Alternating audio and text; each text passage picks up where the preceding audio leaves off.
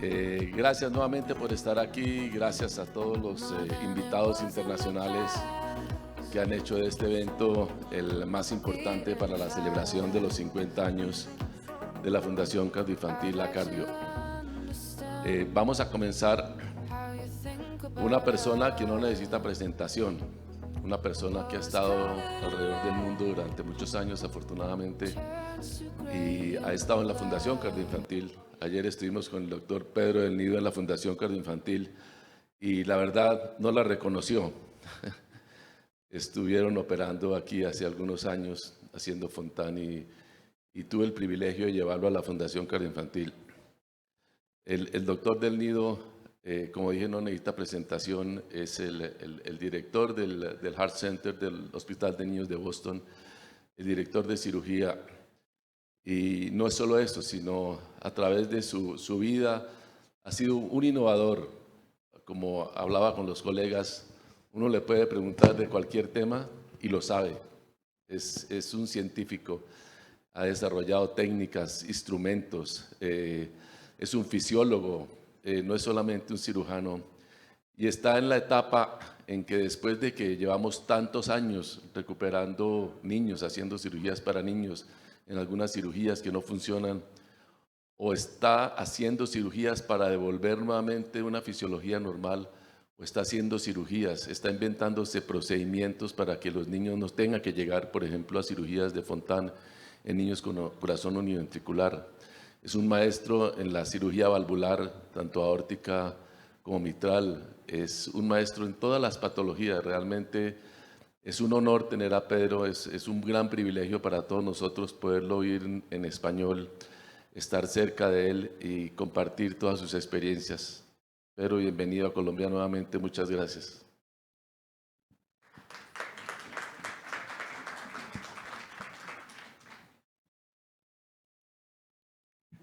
Muy buenas, gracias Néstor.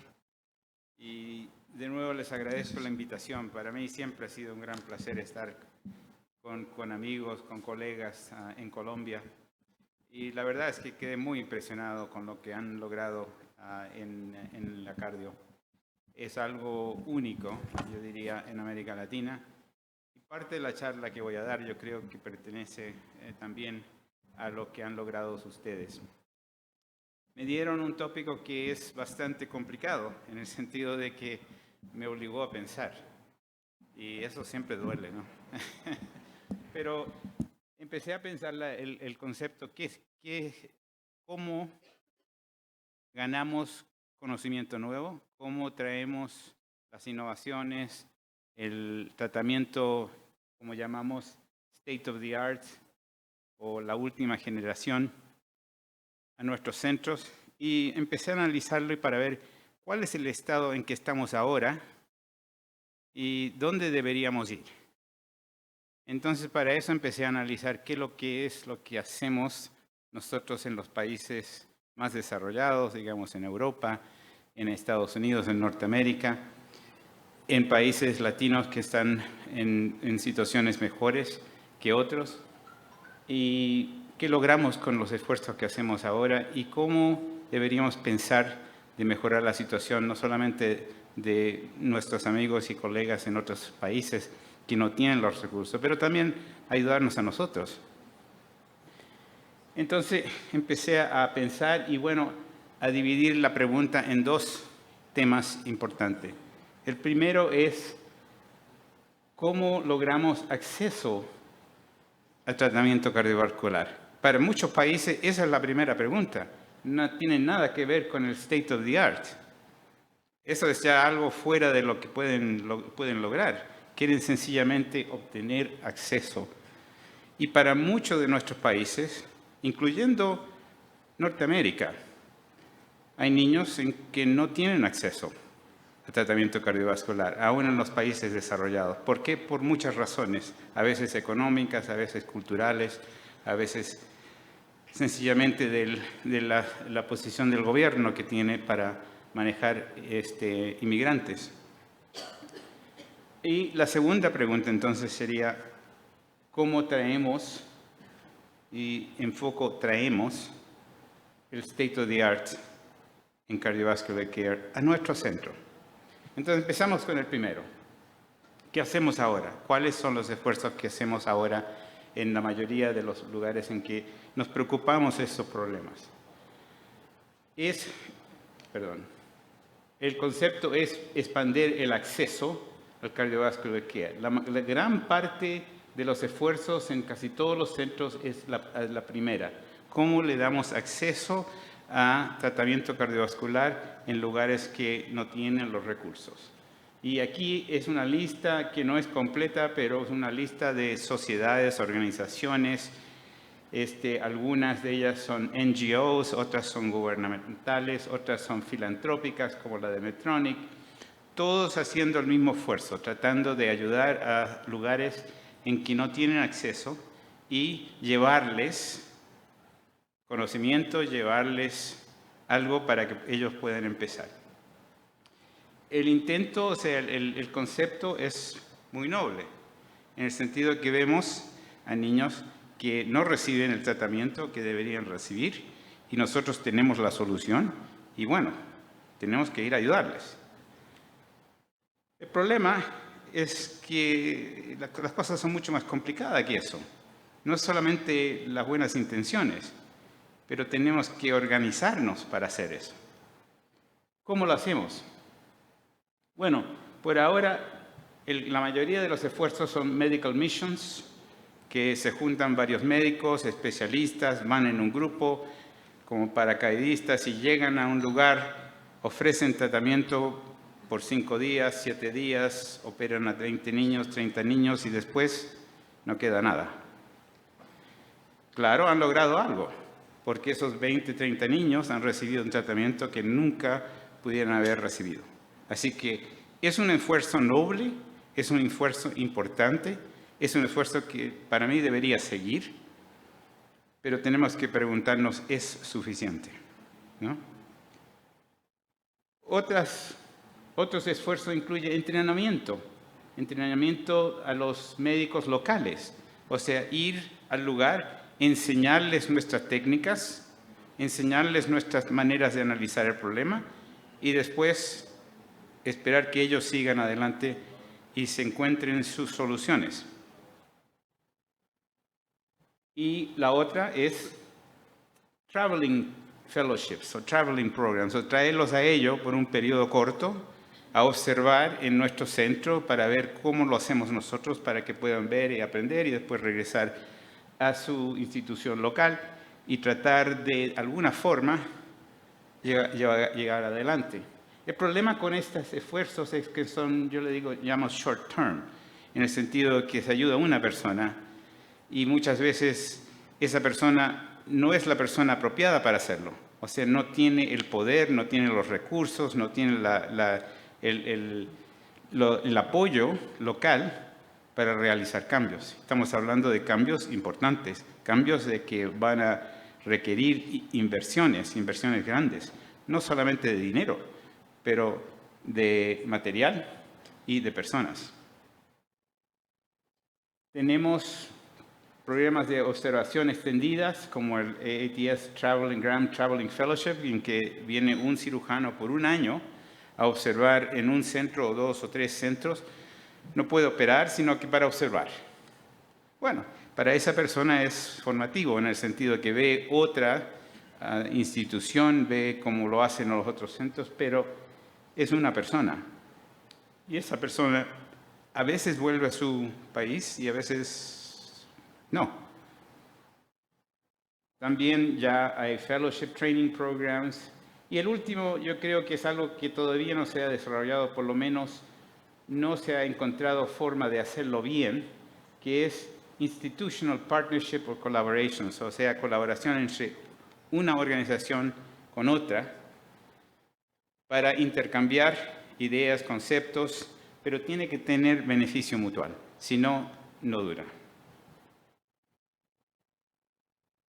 ¿Cuáles son los problemas? ¿Cuáles son los challenges con estos sistemas? Bueno, en primer lugar, la misión es muy amplia. O sea, tratan de hacer todo. Enseñarle a la persona cómo hacer cirugía cardíaca, especialmente congénita, en 5 días. No es factible. no entienden la situación local. O sea, saben que una persona los invitó, pero no entienden los recursos, ni ninguna la política, ni el apoyo, ni nada. Entonces se van como paracaidistas, yo los llamo, y después se desaparecen. Así que lo efectivo que es ese esfuerzo es muy limitado. Muchas veces es muy niche, en el sentido de que ayuda a un solo grupo, pero no hace reforma más amplia. El messaging, o sea, qué es lo que quieren lograr, muchas veces está un poco confundido. Las preguntas o lo que piden de las organizaciones donde van, muchas veces son muy amplias y no entienden qué es lo que es lo necesario. Si uno va a un lugar en que tiene muy pocos recursos y le dicen, mira, ustedes necesitan un laboratorio de cateterismo, si no, no van a poder hacer eso. Bueno, tienen niños que se mueren de diarrea.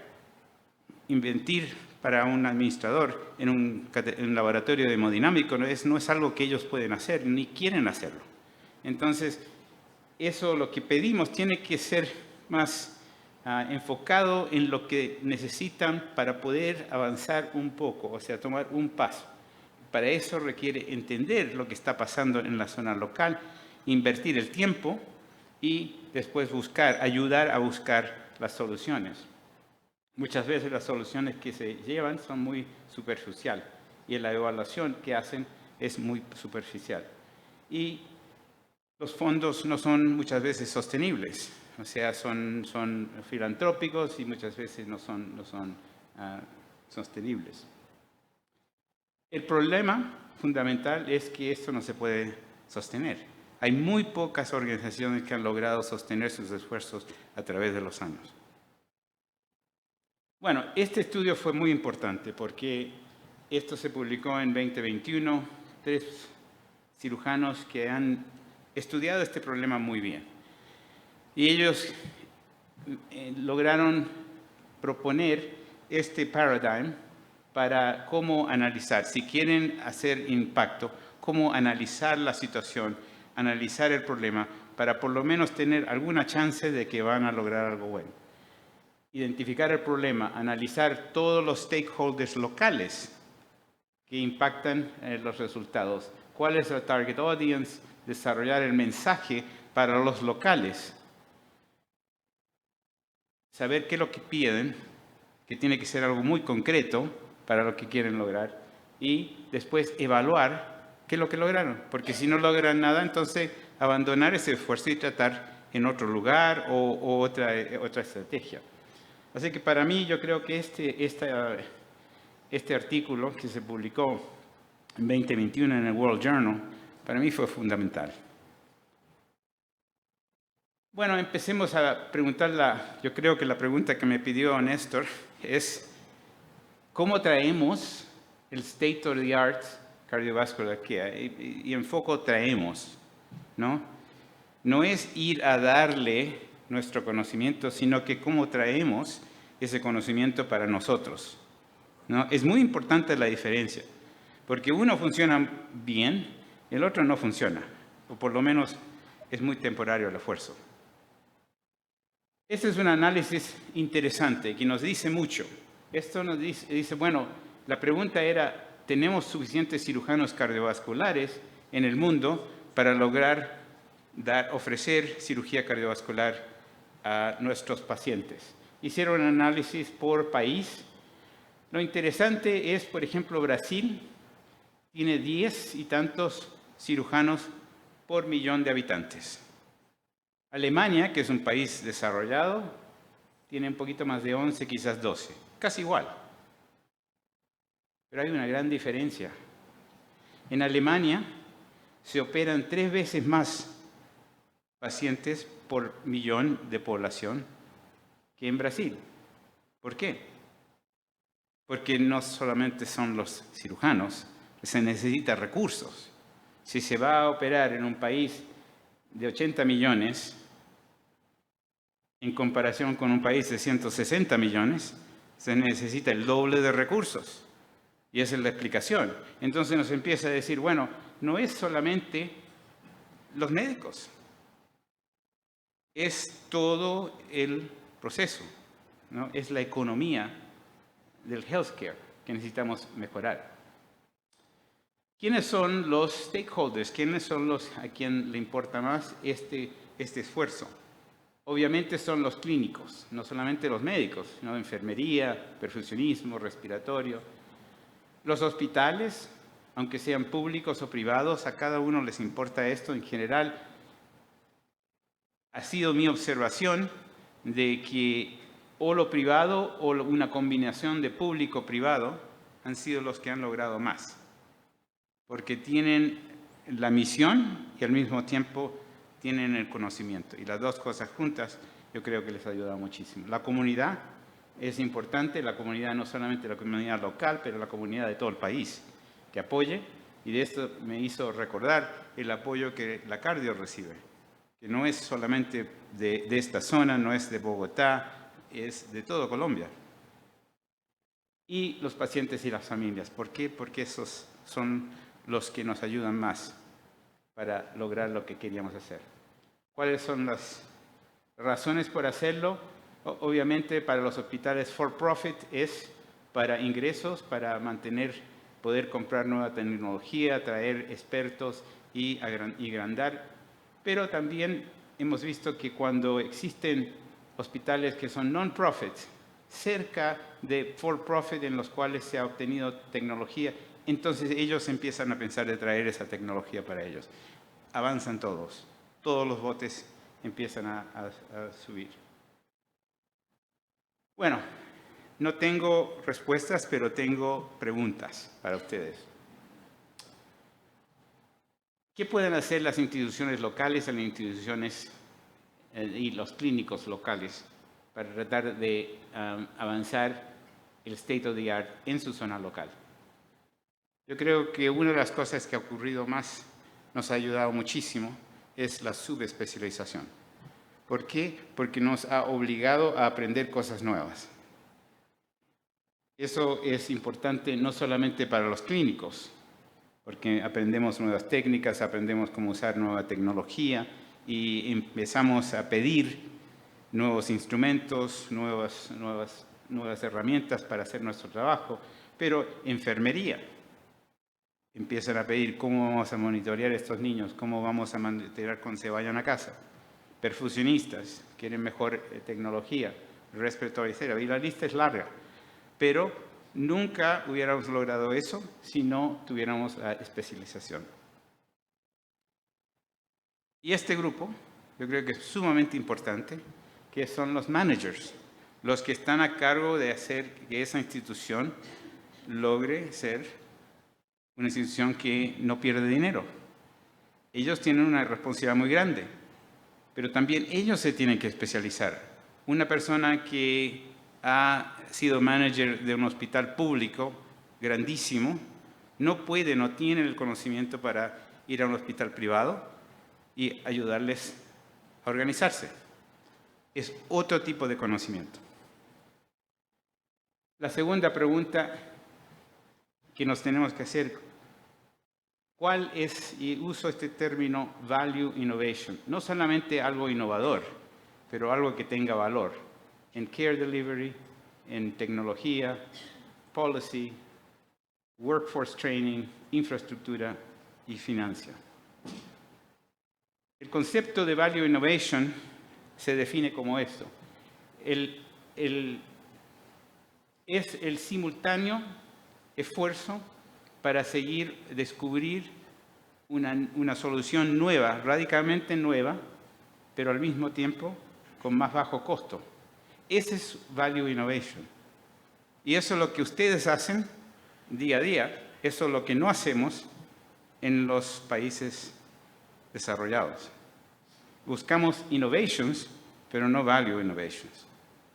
Una nueva tecnología que cueste muchos millones de dólares, que no nos ayuda a hacer una mejor diagnosis. Claro, la queremos porque es nueva, pero si es verdad, ¿nos ayuda? ¿Cambia algo? Esa es la pregunta que tenemos que hacer. Y ese Value Innovation, este concepto, para mí ha sido uno de los conceptos más importantes, y eso tiene un nombre en el mundo de business, que es la Blue Ocean Strategy. y este libro por Kim y Mabur, donde describe cómo analizar el problema con este concepto.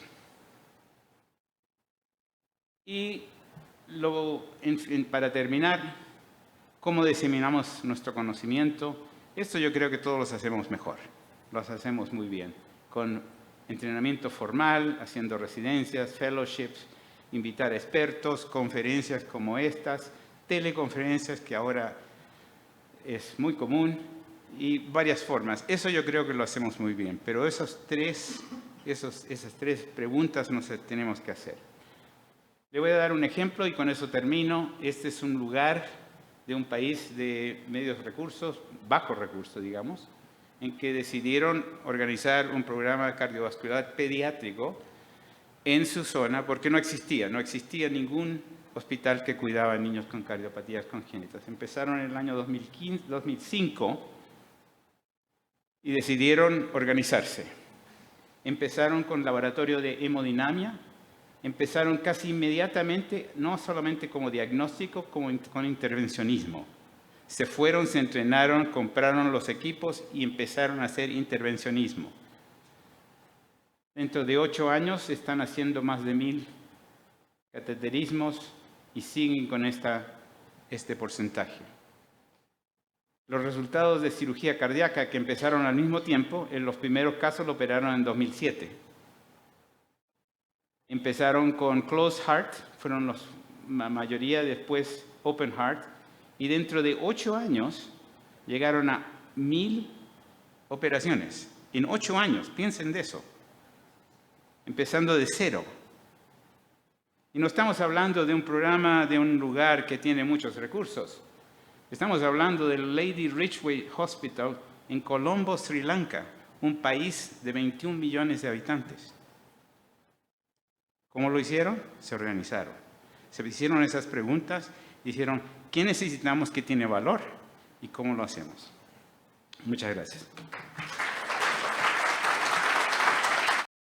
Thank you very much for the invitation, and I had just a wonderful time meeting all of you and also sharing and learning a lot of things from each one of you. So this has been a great pleasure and honor to be here.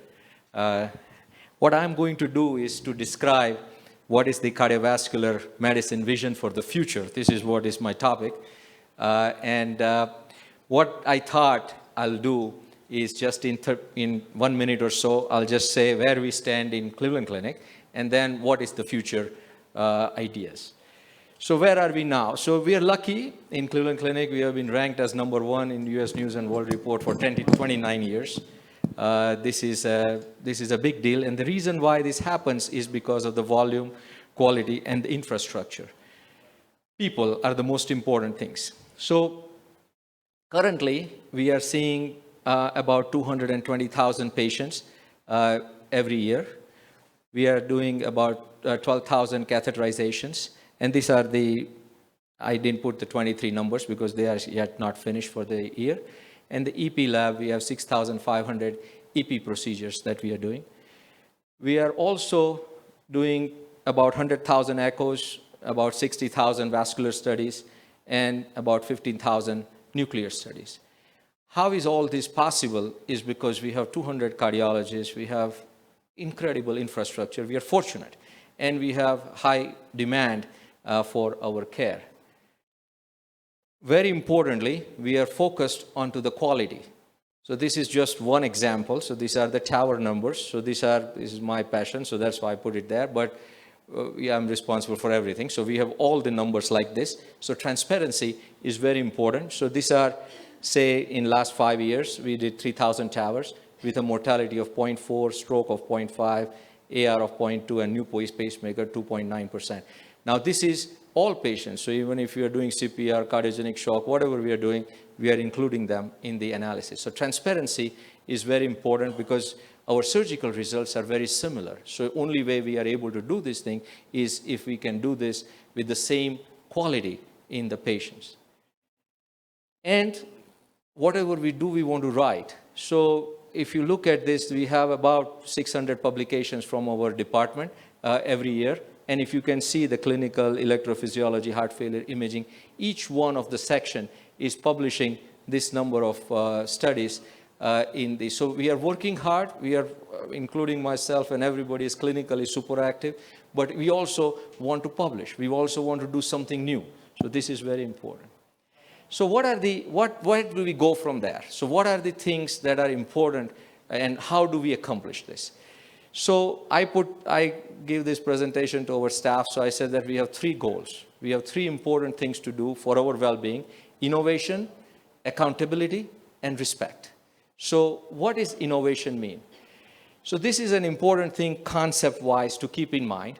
So there is any institution, anywhere you go, you have 2 opportunities. You have a performance gap. What a performance gap is, you see it there, is that you can do what you're doing something better. So you can improve your efficiency. In our situation, we can improve the access. People want to come to Cleveland Clinic, we cannot get them in. Capacity and demand are less, increasing cost. So this is something you can do what you're doing better. So this is called performance gap. It's not enough just to be good at what you're doing. You have to improve. You have to do something new. So this is what is called opportunity gap. So you have to have 2 things in mind as a leader to say that you want to close the gap, which is a performance, and you have to improve your opportunity. You have to find out what are the opportunities.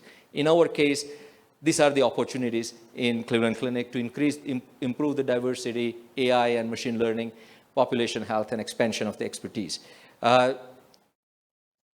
Now, how do we achieve innovation? So again, people are the most important thing. So I say that everyone has to have some passion. There's no point coming to Cleveland Clinic and not having something to do new, because if you are going to do not anything new, then you can work in any other hospital. So we have a lot of resources, a lot of effort, a lot of money. So identify your passion, identify the resources, and find the mentors and mentees. The only way to be more successful is to have good mentees. So don't be afraid of selecting people who are the best, because this is what will raise you. So have the best mentees. This is the most important thing. What are the priorities for our department? So these are the priorities I set for the department for us. So digital health, cardiovascular genetics, population health, AI, and new technologies. And I'm not going to go in details of all this, but there are some things that we like to do in the low-hanging fruits for the digital health. And this includes the remote patient monitoring, virtual visits, e-hospital systems, cardiovascular genetics. How do we do cardiovascular genetics so that we have a biobank that we started? So we collect the surgical specimens, we collect the other specimens from the blood, how we have the electronic health records, and how we combine this together, and how we have the electronic system aligned for this genetic population health. Most important in my mind to have preventive cardiology, because whatever little things we do like TAVR and MitraClips and all this is a very small part of the population. The large population, all of us, want to have healthy lifestyle, want to not have cardiovascular problems. So this is very important. And artificial intelligence, again, the therapy and outcome related or operation and organizational related efforts are ongoing. And new technologies, again, I think it is a misconception that we should not work with the industry. I say that everybody should work with the industry and not just go, just with the federal funding, but also work with the industry, because they have the similar goals to make the therapies better. So working with the industry and defining new things are important.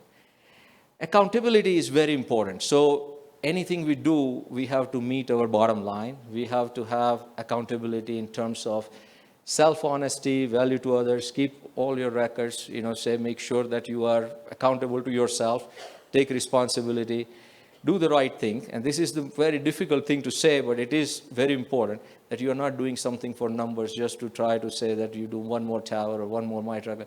Very bad idea. If only patient needs something, then do it and act promptly.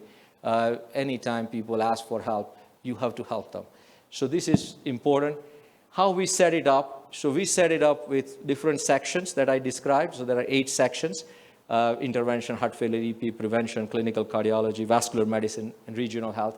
And then we have patient-facing part. Patient doesn't understand what is interventional cardiology.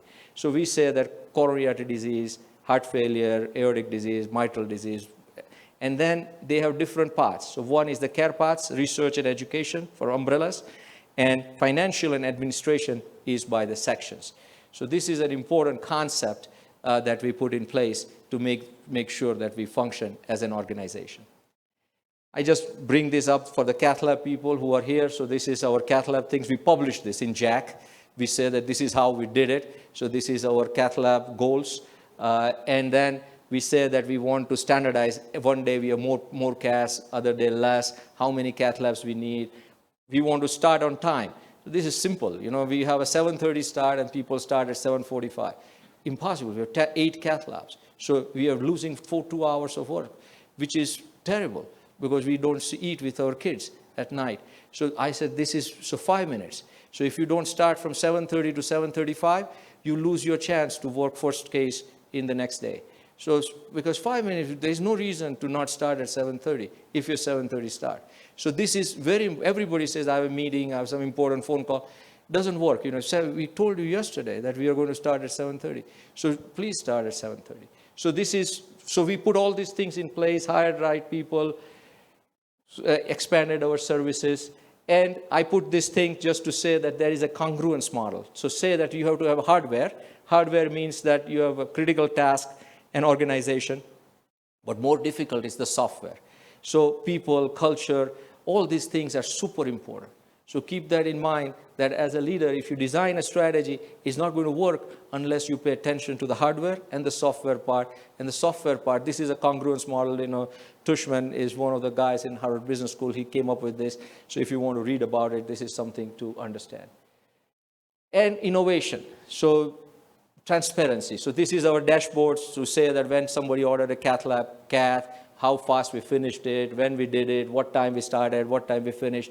So all of these things are important to keep an eye on so that it is sustainable.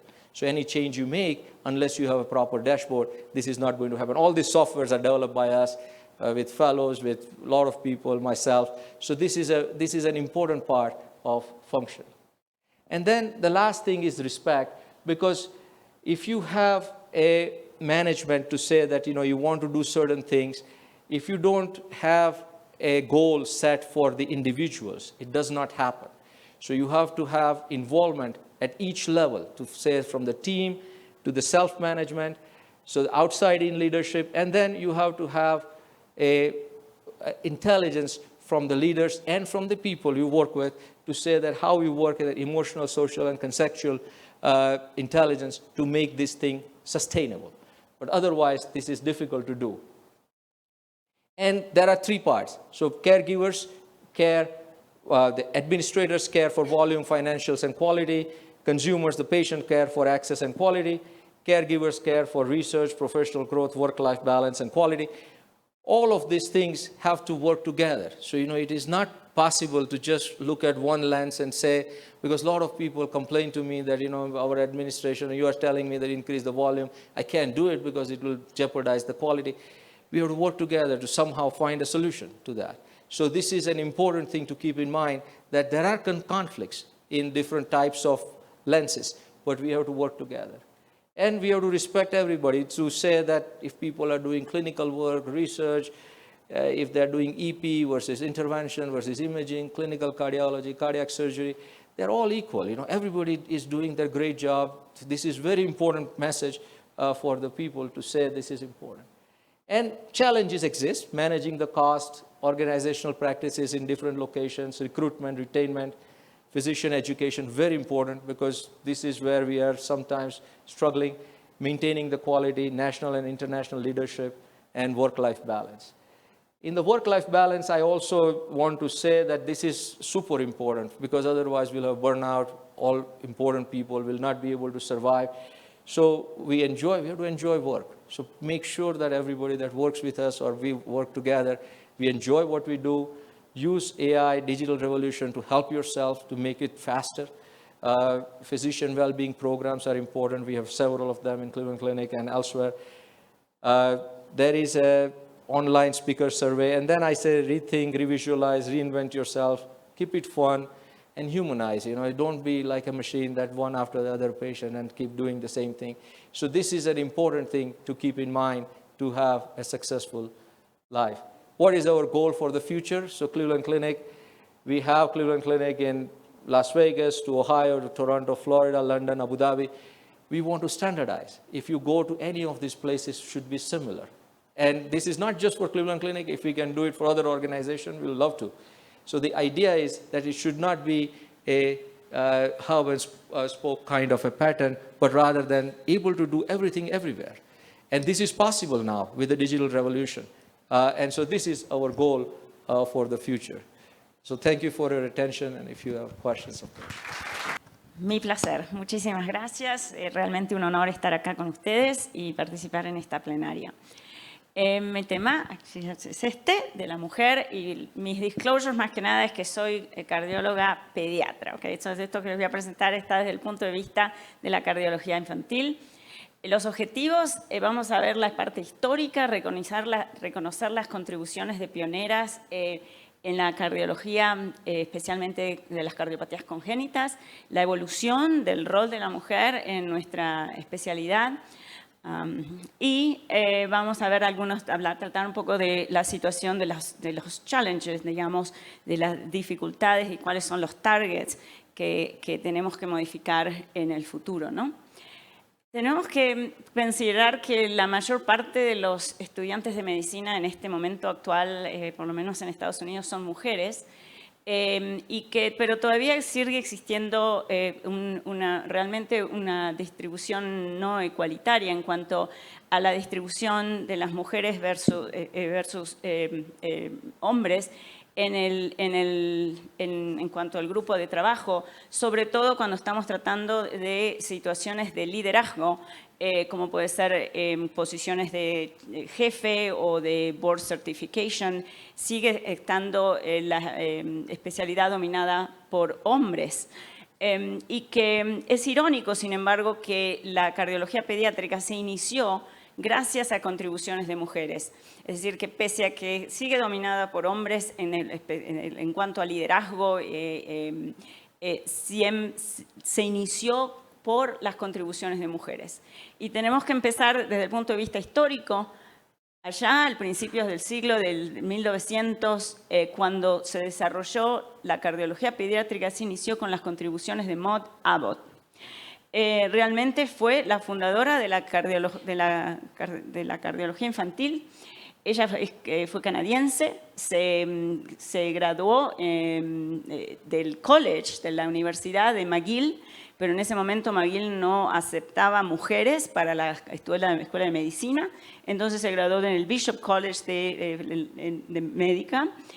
Fue la única mujer dentro de la clase y se especializó en el tratamiento de niños con cardiopatías congénitas y fue la que desarrolló una clínica y fue la primera que describió la gran mayoría de las cardiopatías congénitas. Fue la curadora del Museo de McGill, que es impresionante. Si ustedes alguna vez van a Montreal, es realmente un placer visitar. Fue reconocida por genios de la cardiología como el Dr. Osler, y el atlas de ella es realmente impresionante. Aquí vemos una clase de William Osler en el Royal Victoria Hospital en Montreal en el 1905.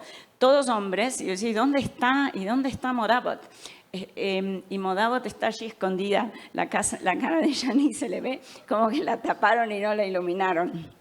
Así que realmente impresionante todo lo que logró con las dificultades del momento. El atlas es realmente impresionante y además ella empezó a comprender el desarrollo embriológico de muchas de las cardiopatías congénitas. Describió desde el punto de vista clínico cardiopatías acianóticas, cianóticas tempranas y cianóticas tardías. Unos dibujos impresionantes. Describió la clínica de la tetralogía de Fallot, entendió el shunteo de derecha a izquierda a través de la comunicación interventricular, describió en ventrículo único el air loop y el bloqueo AB de los pacientes con air loop, vemos cómo comprendió el Eisenmenger, que los cianóticos tardíos, que empiezan con buena saturación, como la comunicación interventricular, y luego reversen la dirección del shunt. Realmente impresionante. Fue reconocida por todas estas contribuciones. Recibió un título de médico honorario por la Universidad de McGill en 1910, así que le reconocieron. Está en el Canadian Hall of Fame y le hicieron una estampilla con su nombre. Y el programa de Montreal, que sabemos es excelente en cuanto a adultos con cardiopatías congénitas, lleva su nombre, que la doctora Ariane Marelli lo nombró con el nombre de Maud Abbott. Y fue realmente reconocida también por muchos, incluyendo Paul Dudley White. La próxima pionera realmente se reconoce como la madre de la cardiología pediátrica, es por supuesto Helen Taussig. Helen Taussig nació en 1898 en Cambridge. El padre era un profesor de economía en Harvard y la madre había sido una de las estudiantes primeras de Radcliffe College y ella se graduó allí, pero se transfirió a Berkeley y luego volvió a Boston para tratar de aplicar a la escuela de medicina, pero en ese momento Harvard no aceptaba mujeres. El decano de la universidad le dijo que podía estudiar, pero que no le iban a dar un título. Y yo dije, ¿quién va a ser tan idiota de estudiar sin recibir un título? Y él le dijo, no espero que ninguna. Así que bueno, yo no voy a ser la primera de defraudarlo. Y así ella se fue a Johns Hopkins y se graduó de médica en 1927. Fue la primera que empezó la clínica cardiovascular con los niños cianóticos y descubrió un montón de cosas clínicas que fueron realmente relevantes, como que los pacientes que tenían un soplo continuo vivían más, que era fatal cuando se les cerraba el ductus en la atresia pulmonar. Y entonces ahí empezó el concepto que si podríamos lograr aumentar el flujo pulmonar y propone esta terapia de cómo mejorar el flujo pulmonar en los pacientes con cianosis y perfusión pulmonar. En ese momento Robert Gross estaba cerrando los ductus en Boston. Entonces Helen va a Boston y le propone, dado que puede cerrar un ductus, me puede construir un ductus. Y él dijo, no, yo solo estoy en el business de cerrar los ductus. Y en ese momento Alfred Blalock había venido a Baltimore, de Vanderbilt, y él empezó a cerrar los ductus siguiendo las enseñanzas de Robert Gross. Y Helen Taussig, admiro su destreza quirúrgica, pero realmente lo voy a admirar más el día que me construya un ductus para los niños que se me están muriendo de hipoxemia. Y Alfred Blalock obviamente tenía una mente inquisitiva y era un investigador y estaba trabajando en el laboratorio tratando de un modelo de generar hipertensión pulmonar, haciendo fístulas de la subclavia al pulmón y con el técnico súper experto y hábil Vivian Thomas, así es como se desarrolla el Blalock-Taussig-Thomas Shunt. Una niña fue de 11 meses, severamente cianótica y caquéctica. Fue la primera operación que se hizo exitosa en noviembre de 1944 y allí fue el boom, digamos, del desarrollo de la cirugía cardiovascular, inicialmente con el Blalock-Taussig-Thomas Shunt, que realmente salvó la vida de muchísimos niños cianóticos. Y fue el comienzo de otras cirugías que siguieron más tarde. Helen Taussig creó una escuela, porque creó un fellowship, y muchas de las pioneras de la cardiología pediátrica se entrenaron con Helen Taussig. Fue el primer libro de texto y recibió reconocimientos. Fue la primera presidenta mujer de la American Heart Association en 1965 y finalmente le dieron el professorship en Johns Hopkins, un poco tardío, en 1959. También fue reconocida por el presidente Lyndon Johnson por el trabajo que ella hizo con talidomida y había mucho más que uno podría hablar una hora entera de Helen Taussig. Bill Rashkin la reconoció por haberlo inspirado para continuar con los desarrollos y las iniciales del intervencionismo cardiovascular. Y lo más importante yo creo que además fue la partnership, ¿no? La relación entre cardiología y cirugía cardiovascular que se estableció en este momento y que continuó durante todo el desarrollo de nuestra especialidad. Helen Taussig dice durante los años fue reconocida pero no en el momento adecuado.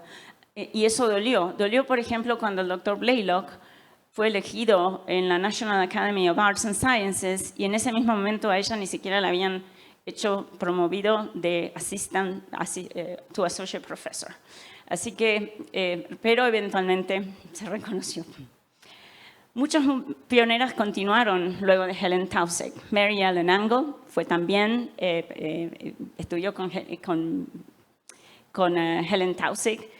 Stella Van Praagh, que para mí fue como una madre, pero para muchos otros, que realmente inició con Richard Van Praagh, el Cardiac Registry en Boston, que enseñó al mundo entero sobre las cardiopatías congénitas, que tenía la capacidad de explicar los problemas más complejos, hacerlos simples, y además combinaba el arte culinario, porque nos daba pancito calentito con el corazón, y uno realmente terminaba adorando la anatomía patológica. No sabía si era por las razones, por la comida que ella nos daba o más, pero realmente fue una madre de la cardiología pediátrica en mucho sentido, con contribuciones impresionantes en muchísimas distintas cardiopatías congénitas. Y sobre todo, realmente súper directa, realmente ella siempre decía lo que tenía que decirse, nunca le importaba las consecuencias, y enseñó a millones de gente en todo el mundo.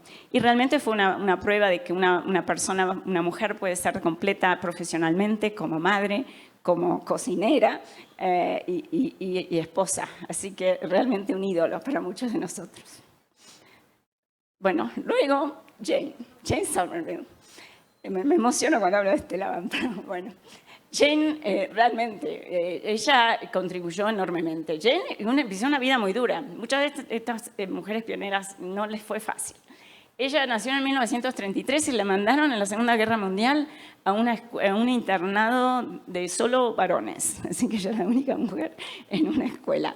Ella se graduó en Medical School Guy's Hospital, se casó y luego fue appointed en el National Heart Hospital. Y ella realmente tuvo contribuciones increíbles en cuanto al entendimiento de la anatomía, las correlaciones anatomopatológicas con la clínica y contribuciones sobre la cirugía, por ejemplo, con el reparo de atrisia pulmonar con CV, etc. Pero sobre todo, Jane, hay que también reconocerla como increíblemente mentora, enseñó a gente en todas partes del mundo. Ella tiene discípulos por todos lados. Ella fue la que realmente empujó para que se desarrolle el World Congress de Congenital Pediatric Cardiology and Cardiac Surgery juntos. Y además inició el concepto de la especialidad de adultos con cardiopatías congénitas, que ellos lo llamaban GUCH, y en Estados Unidos se llama ACHD, Adult Congenital Heart Disease. Pero ella realmente fue la madre de esa especialidad que es tan importante. Aquí una foto histórica de Jane Somerville, Mary Ellen Angle, Helen Taussig y Denton Cooley. El segundo Congreso Mundial de Pediatric Cardiology en New York en 1985. Siguieron muchas otras. Roberta Williams, la madre de ecocardiografía, y además Roberta fue la primera directora de la terapia cardiovascular dedicada a cardiopatías congénitas del Boston Children's Hospital, la primera en el mundo. Fue una mujer la directora. Y siguió con muchos otros títulos. Jackie Noonan, tenemos a Jean Kahn, la primera valvulopastía pulmonar, y hay muchas otras que realmente contribuyeron enormemente en el desarrollo de nuestra especialidad. Todas estas mujeres tenían muchas calidades en común: pasión, curiosidad, eran fortaleza y innovación, eran innovadoras. Y en base a estos, digamos, parándose en los hombros de estas gigantes de la cardiología pediátrica, surgieron muchas otras mujeres que son líderes actualmente, y el slide tendría que llenarse de muchísimas más que continúan surgiendo. Meryl Cohen, mi muy amiga, escribió un artículo en el American College of Cardiology que realmente refiere a, todos recordamos a Fred Astaire y como su habilidad bailando en los 30 y el 40 con Ginger Rogers, pero realmente hay que reconocer que Ginger no solo hacía lo mismo que hacía Fred Astaire, sino que lo hacía para atrás y con tacones. Así que eso realmente ilustra mucho lo que la mujer en medicina siente, ¿no? En cuanto, ¿cuáles son algunas estadísticas? No tengo mucho tiempo para hablar de esto, pero es notable que, por ejemplo, en industria, las mujeres ocupan un 65% del grupo laboral. Sin embargo, cuando hablamos de CEOs o CEOs, posiciones de liderazgo, los porcentajes son muchísimo más bajos. Lo mismo pasa si hablamos en research, en funding, muchísimo más bajos en mujeres versus hombres. En la cardiología de adultos en Estados Unidos es notable la diferencia entre mujeres versus hombres en el grupo laboral. Pese a que el 46% de los estudiantes de medicina son mujeres en esta estadística, en esta publicación, los adultos cardiólogos practicantes, solo un 12% son mujeres, por certification también. Y si hablamos de las minorías, aún peor son las estadísticas. En la cardiología pediátrica, empezó en los pioneros más mujeres, pero luego cuando se hizo interesante fue dominada por los hombres, cuando empezaron el intervencionismo y todas esas cosas.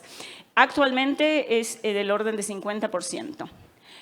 Pero cuando analizamos de los fellows, ven 54%, pero en la medida que disminuimos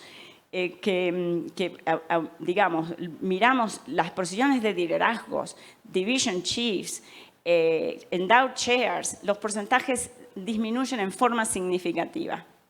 Es decir, que tenemos mucho que hacer. Aquí también vemos promociones, 50% early career, pero ¿cuántos son profesor? 27%. Así que hay mucho que hacer en cuanto a facilitar promotion, posiciones de líder, etcétera, etcétera.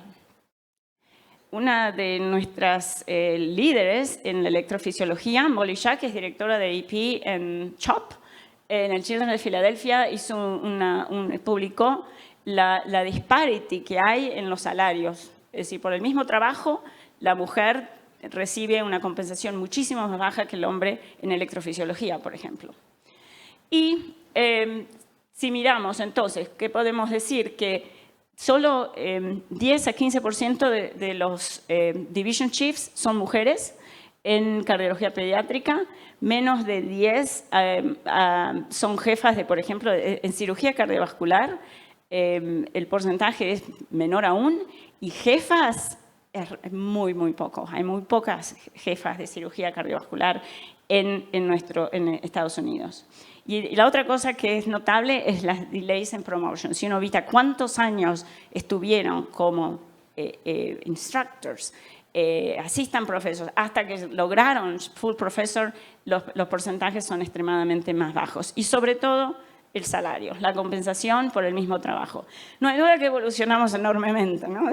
¿Se acuerdan de Modao actual? Es otro mundo, pero tenemos mucho, mucho que hacer.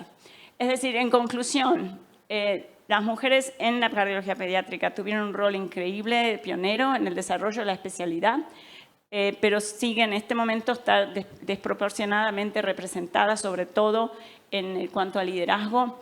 Es necesario, obviamente, un esfuerzo para lograr facilitar que las mujeres reciban el reconocimiento desde el punto de vista, sobre todo, compensación y de oportunidades de desarrollo profesional. Y para dar un ejemplo de los logros, les quiero la victoria del grupo de soccer, ¿no? De mujeres que lograron el settlement de $24 millones para digamos, facilitar la igualdad en cuanto a salario en el fútbol. Así que bueno, hay logros y esperemos que lo mismo pase en la cardiología. Bueno, muchísimas gracias. Thank you very much. It is truly a pleasure to be here. I've been asked to speak about the Mayo Clinic vision of cardiovascular imaging, and this is certainly an exciting area.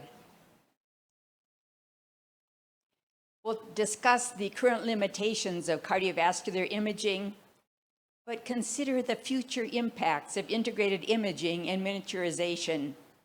And finally, the potential for artificial intelligence to really transform imaging. Mayo Clinic was founded by two brothers along with their father. So this has some similarities to the founding of LaCardio. This shows Charlie and Will Mayo. And more than 100 years ago, Will Mayo said at a graduation, "The best interest of the patient is the only interest to be considered." This is really deep within the DNA of Mayo Clinic. Everyone working there believes in this. And I see it every day, from the person who is emptying the waste paper baskets at night to any of our sonographers interacting one-to-one with the patients. What do patients want? They want care that is coordinated, efficient, accurate, cost-effective, personalized, and everyone wants the maximum duration of quality life. So how can we get that for them? Our current approach in imaging is often doing an echocardiogram first. And that makes sense. It's a non-invasive, completely safe procedure. But there are some challenges in the United States. In this survey done by American Society of Echocardiography a couple years ago, more than 60% of institutions reported a shortage of cardiovascular sonographers at their institution. This continues to go on, and this results in some delays sometimes in getting an echocardiogram, this valuable first step imaging test. Another problem is work-related musculoskeletal pain among those who do cardiovascular ultrasound. We did this study a few years back looking at the incidence of work-related musculoskeletal pain among our sonographers, and you can see that it is much higher than it is among other allied health staff. And we've worked to alleviate this by now facilitating right or left-handed scanning and also abbreviating our examinations. But there's still work to be done. This is our Echo Lab staff. And it looks like a lot of people, but it isn't enough. Also, with our current approach to imaging, we often do multimodality imaging. And this is an example of multimodality imaging in the patient with suspected cardiac amyloid. You might start with an echo, then do a CMR, and then end up getting a PYP. And all of these tests can have some variability. There might be delays when you order one test, get the result, and then order the next test. And of course, all of this is very expensive for our patients who need these multiple tests. So what are the solutions? One thing is integration of imaging, and there is some preliminary work that has already been done in this regard. On the left-hand side, you can see the fusion imaging of fluoroscopy and echo. And in the liver biopsy example on the right-hand side, you can see how CT and ultrasound were integrated. And so this is like using a GPS to mark the spot, which is more easily seen with CT, but then you can use ultrasound to actually get there, reducing radiation exposure to the patient. Other ways to integrate imaging would be to abbreviate portions of the examination that you know you will be doing with another part of multimodality imaging. But there's still a lot of work to be done in this area.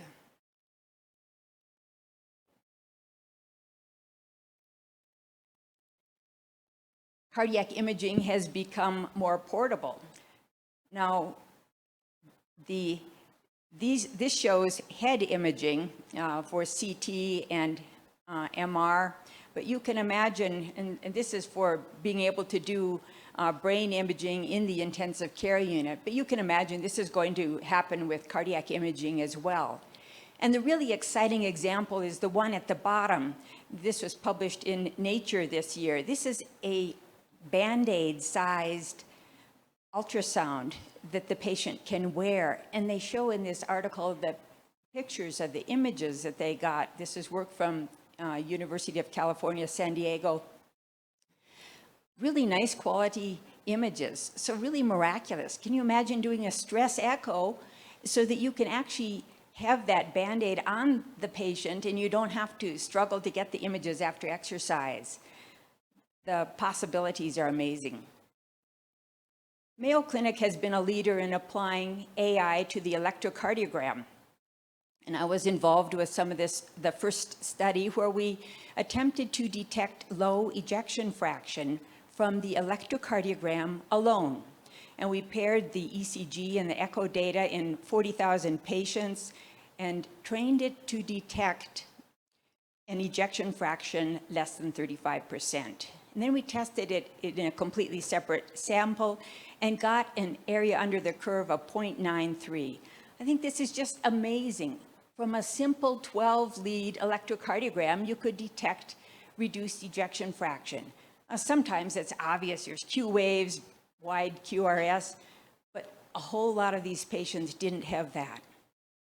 It's also been trained to detect hypertrophic cardiomyopathy with an AUC of 0.96.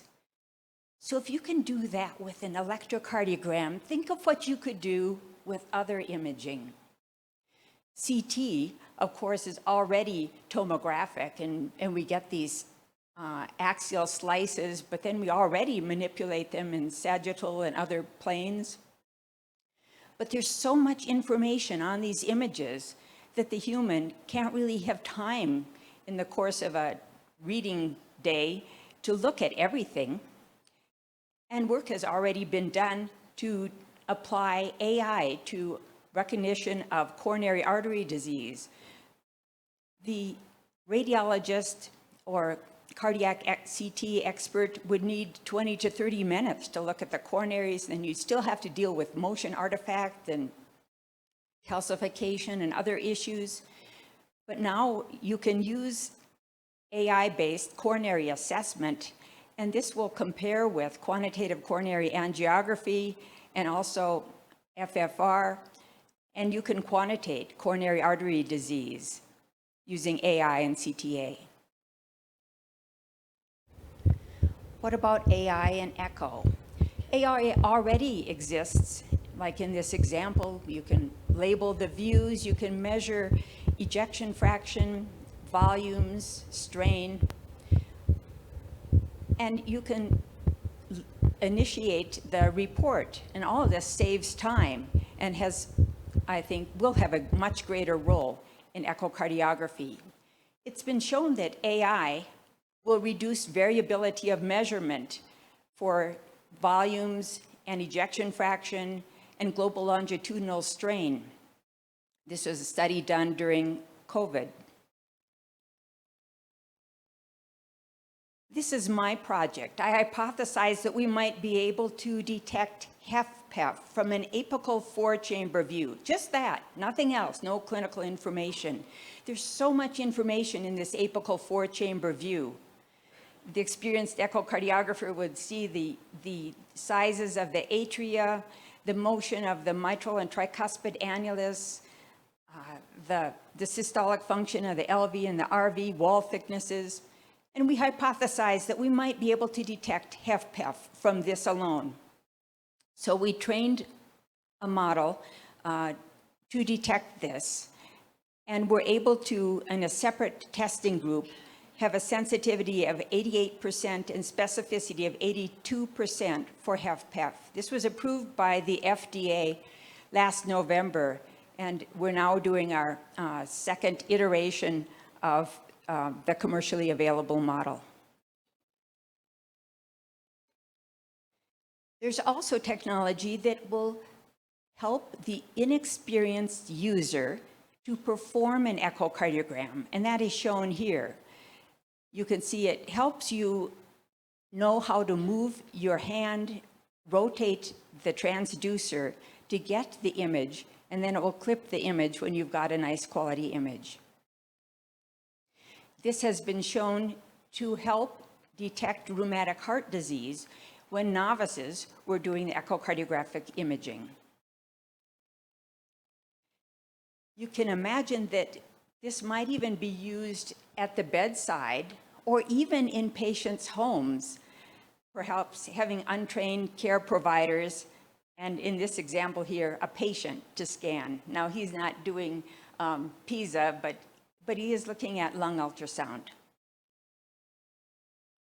This shows the time it takes to reach 100 million users worldwide for various platforms. Telephone was 75 years, mobile phone 16 years, Twitter 5 years, and ChatGPT 2 months. So AI is coming to cardiovascular imaging, and I think we should embrace it. It's going to help us. Someday not too far in the future, standardization will be greatly increased. We'll be able to quantify more things more rapidly. We'll have greater confidence in our detection of disease. We'll be able to link the EMR data from our large databases with the data that we're obtaining at imaging at that time to estimate the patient's risk at the point of care. This is going to transform cardiovascular medicine. AI will help us more accurately diagnose disease and select therapy. We'll be able to optimize our resources, monitor patients remotely, make our physicians more effective, integrate it with genetic and other information. We'll be able to stratify care precisely for the individual, and we'll be able to more rapidly develop new technologies. This is a picture of our Mayo Clinic campus. Mayo Clinic wants to be there for everyone who needs expert advanced care.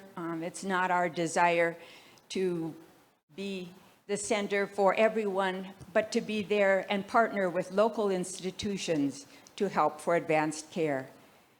And thank you for your attention. It's difficult for me after the previous talk, coming from Boston to Pittsburgh to Philadelphia to Cleveland to Mayo. So I'm the small guy coming from Brussels.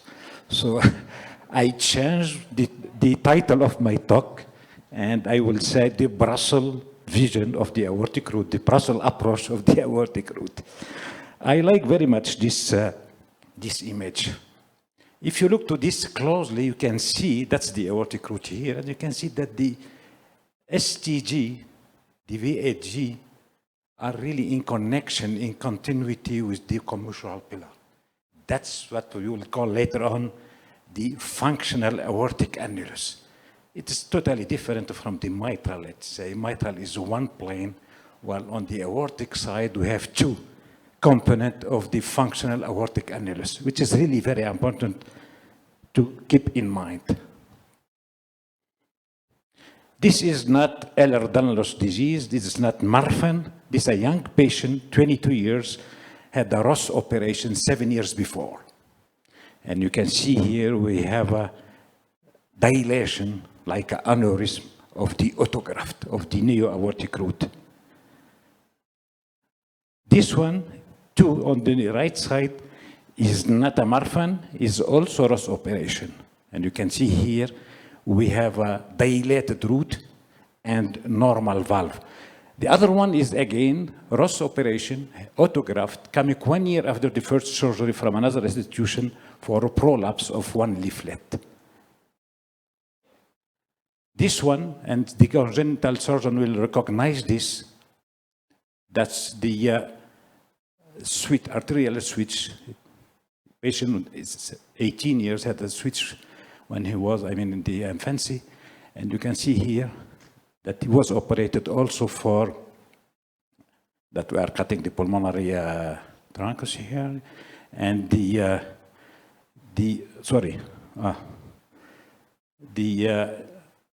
aortic root was saved, the neo-aortic root of the switch.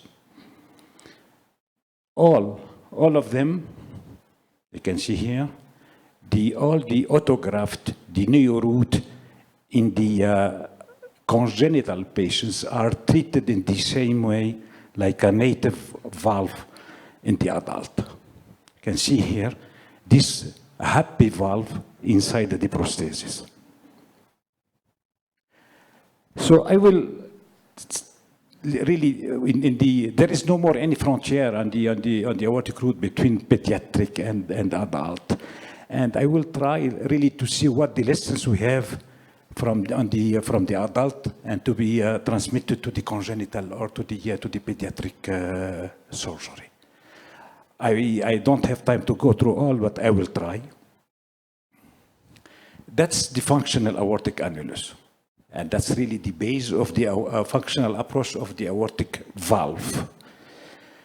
You have the functional aortic annulus, HCG, VHG, and the connection between those two components, the functional aortic annulus. And we have the free margin of the leaflet.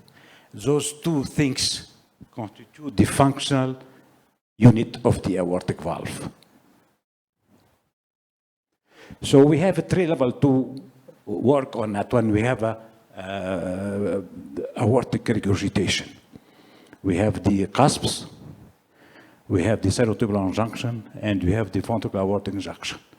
And the principle of the surgery is to identify the lesion, understand the dysfunction, and when you treat the lesion, correct the dysfunction. That's, remember, the mitral approach. We did this classification of the aortic regurgitation and the root disease, and you can see here we have the type 1, that's the functional aortic annulus, the type 2, which is the prolapse, and we describe the surgical technique for any subtype of this classification. It is really very helpful for the cardiac surgeon aiming to proceed. Two most important things. The first one is the functional aortic annulus dilation. You can see here, normal leaflet, but severe aortic regurgitation. And if you create a new, we have a normal functioning valve. That was the first base of the functional approach of the aortic regurgitation. The second one is this. And it changed really our approach for the aortic valve regurgitation. You can see here we have a prolapse, eccentric jet. And the prolapse, you can see here on the right side, this is the prolapse of the right coronary leaflet. You can see here. And what we realize that the prolapse is only elongation of the free margin. And if you treat the elongation with some free margin application, only one stitch may cure the dysfunction. And that was really the second revolution, let's say, in the approach of the aortic understanding of the aortic regurgitation. Root dilation and the prolapse. And the prolapse is elongation. I can see only with one stitch you can correct the dysfunction. Now, when we go for aortic valve repair, same goals every time. Preserve the motion and the coaptation of the leaflet and stabilize the annulus.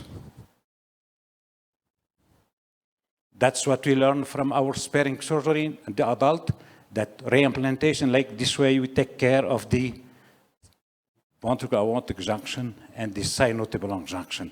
We have a stable functional aortic annulus. And if we have a prolapse, or if we induce some prolapse, we have to correct. So the aortic repair, like a mitral repair, is always a question of the root, the functional aortic annulus, and leaflet. Always play between those two components in order to obtain functioning and the durable aortic valve. What we do for the tricuspid aortic valvelet prolapse is what we call the free margin application. You can see here another example of prolapse of the right. We compare to the normal leaflet as a reference, and we assess the quantity of the free margin to be excluded, and we do the plication. You can see it in a video. You have here the left and none, normal we compare the prolapsing one to do. So we have really, by comparing to the normal half, you can assess the quantity of the tissue to be resected. That's the all things we have to do. So sparing surgery, we know how to do it. Leaflet, it's the main reason is the plication.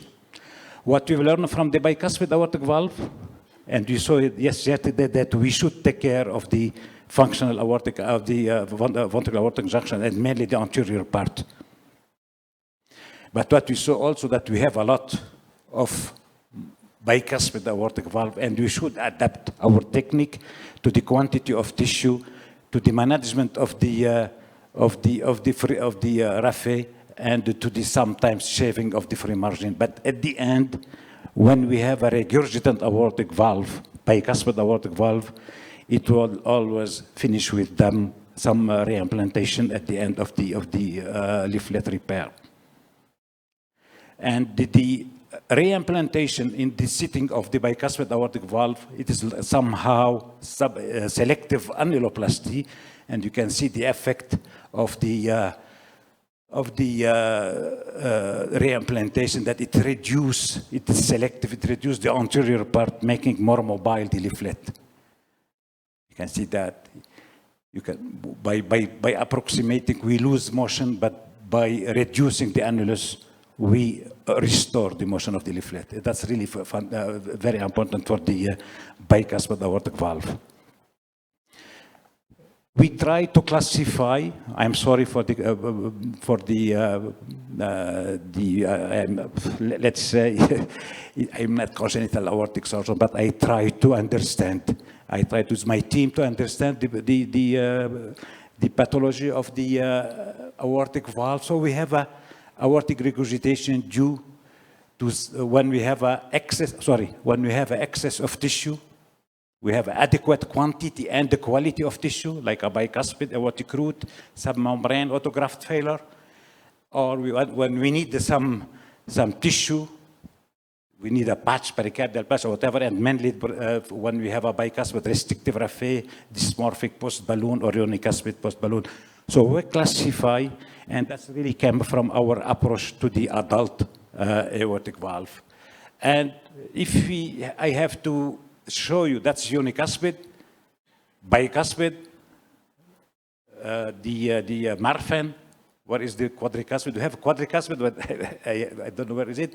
And now we have this supravalvular stenosis in some patients, not in the pediatric, but 16, 17, 18 years. When they come to me, I have some patients with severe supraaortic stenosis and normal acceptable valve. And in this patient, I don't hesitate to do the remodeling technique, the Yacoub technique. And by this same way, we replace the ascending aorta. That's the bicuspid. As I said, we should always try to fix the leaflet and the annulus, and the leaflet is mainly by plication. And when we have a regurgitant bicuspid, I don't hesitate. I don't care about the aortopathy. I change it. Anyway, I resected the root. That's what we saw, the autograft failure. We have enough tissue, we adapt. We really, the same surgical techniques as for the native aortic valve, exactly the same approach in terms of fixing, stabilizing, the functional aortic annulus and treating the leaflet. That's you can see here, that's unicuspid aortic valve or post-balloon, and you can see here we treat it really slowly and with caution. We try to resect all the abnormal tissue thickened, and we don't hesitate to reconstruct with some pericardial or some patch. And again, in this situation, we always try to combine leaflet management and some kind of annuloplasty. Now, in this situation, I think I'm reconstructing with what we call the butterfly technique. Only one single patch will reconstruct the two segment of the commissure. Another one, I think it is not working. So what we've learned from, to conclude, let's say, that in our approach in the adult and the pediatric, the mild or severe aortic regurgitation is not a contraindication for the surgery. Perioperative assessment of the valve to understand the mechanism is very important.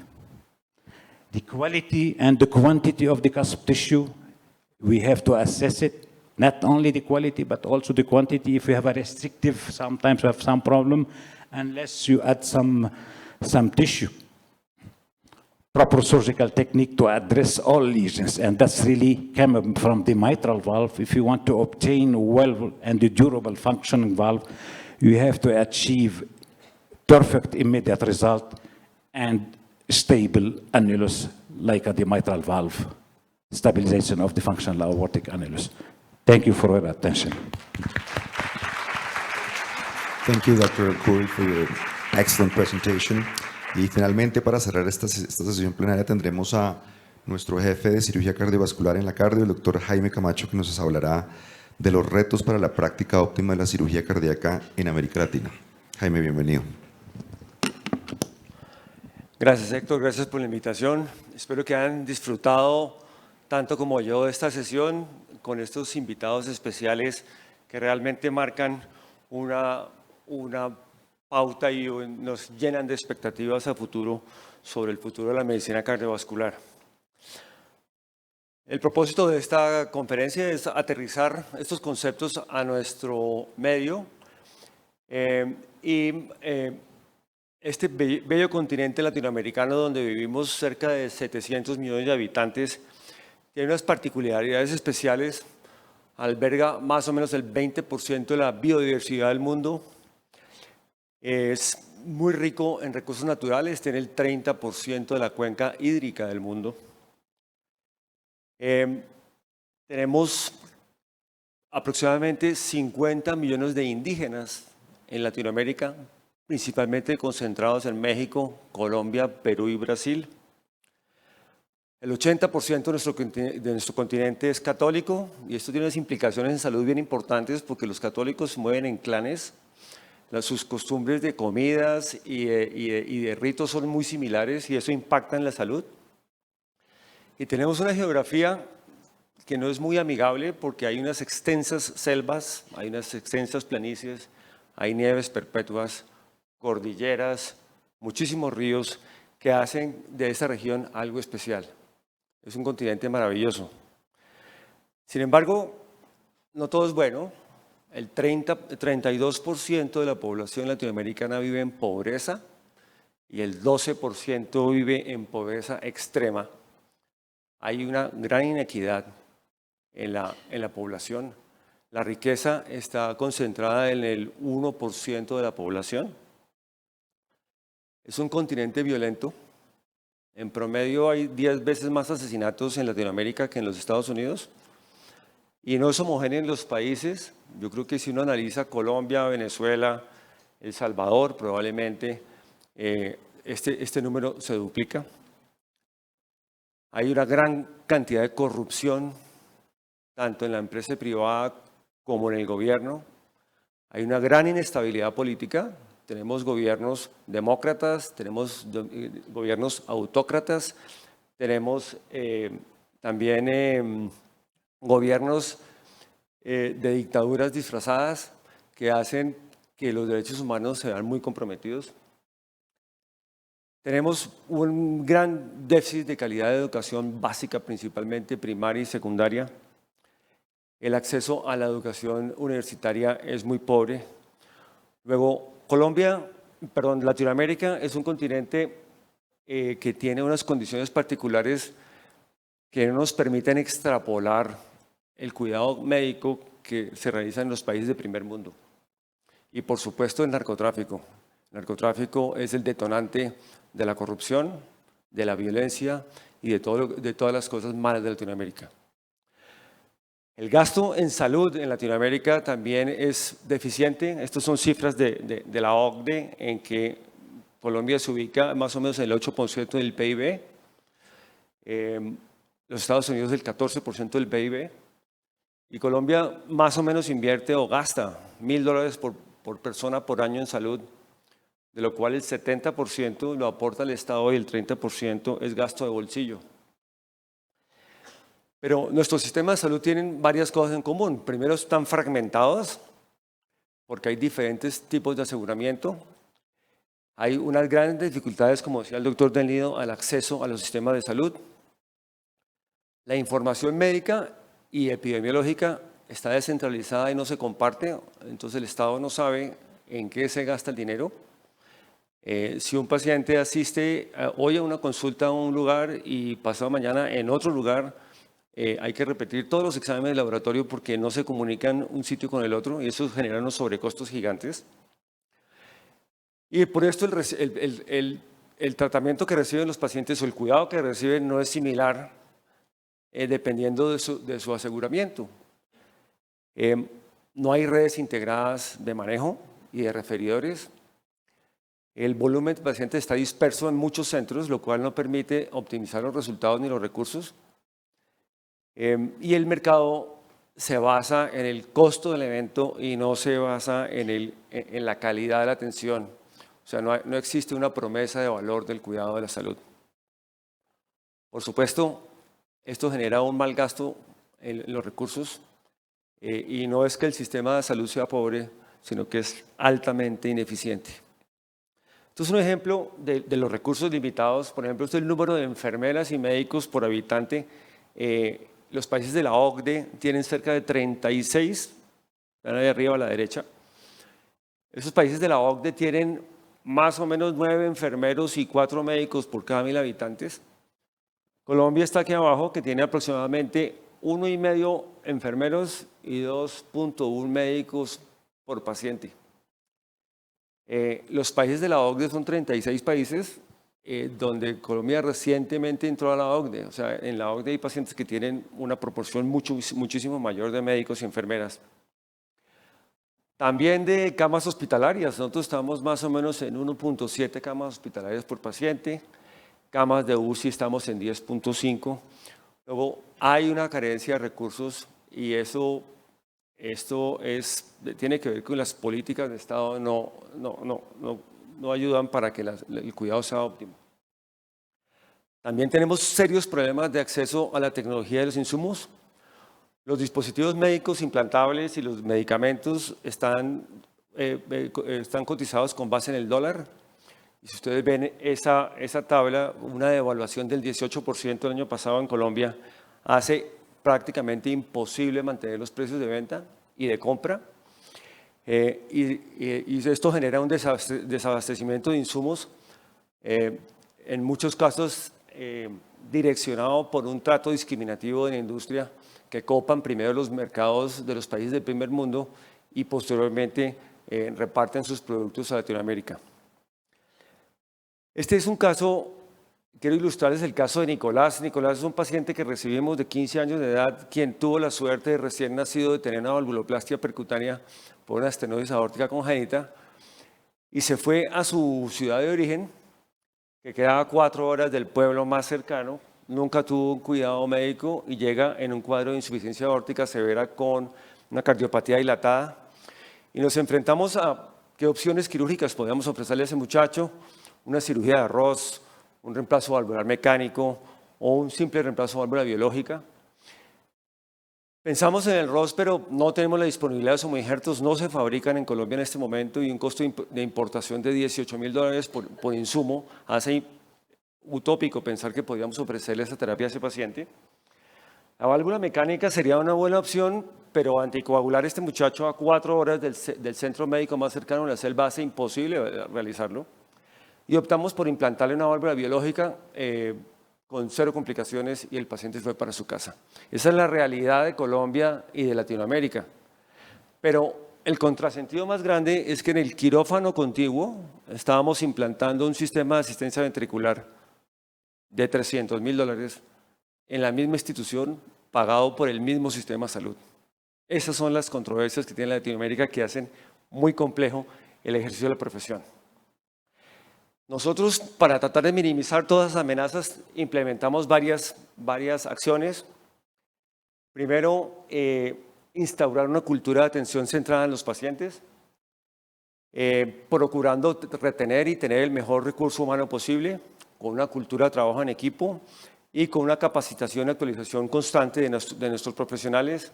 Nos dotamos con la mejor infraestructura posible para cumplir esta misión. Nos preocupamos muchísimo en estandarizar todos los procesos clínicos.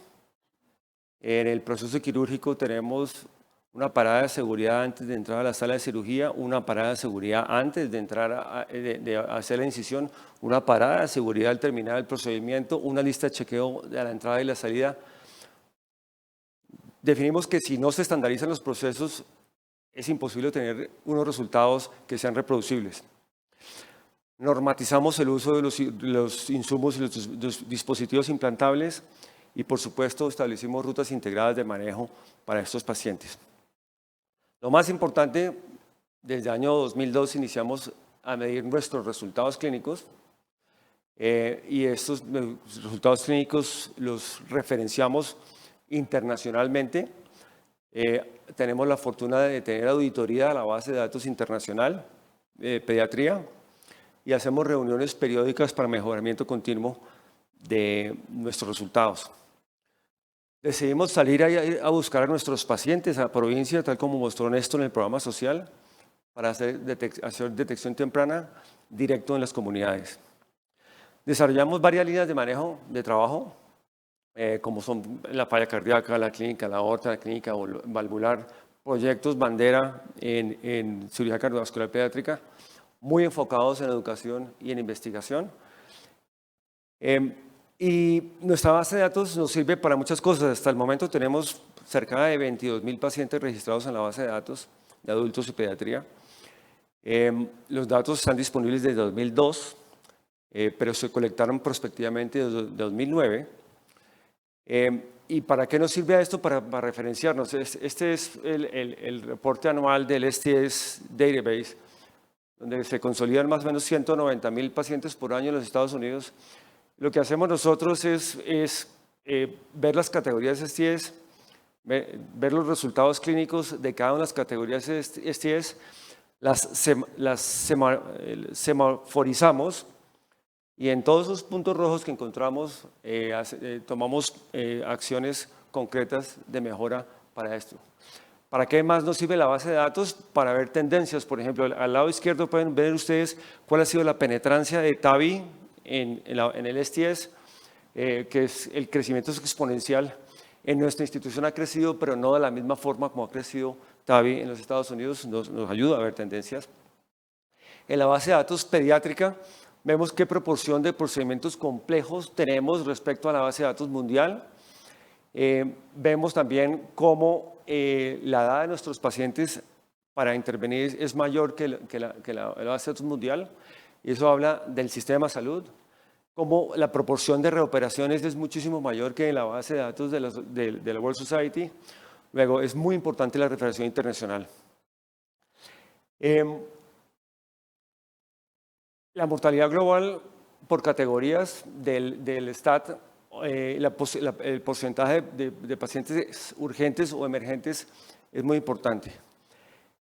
Actualmente, estos son los resultados que tenemos referenciados con la base de datos mundial, en que nuestra mortalidad global está controlada hasta un poco por debajo del estándar internacional.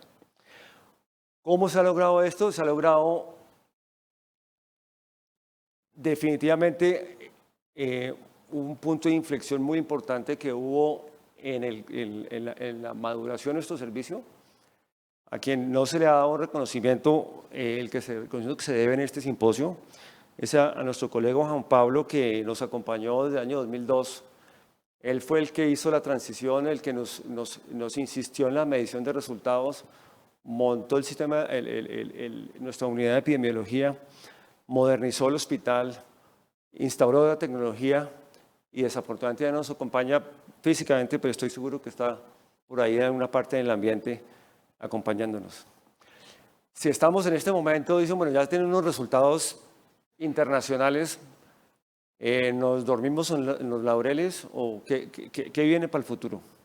Para el futuro tenemos miles de retos. El primero, con la amenaza del sistema de salud que tenemos, ojalá podamos conservar el volumen de pacientes que tenemos actualmente o incrementarlo. Ojalá podamos darle continuidad al cuidado de nuestros pacientes al egreso del hospital. Estamos en la construcción de centros de excelencia de patologías específicas. Estamos muy interesados en importar tecnologías de inteligencia artificial para el cuidado de nuestros pacientes, ayudados con todo este tipo de mecanismos.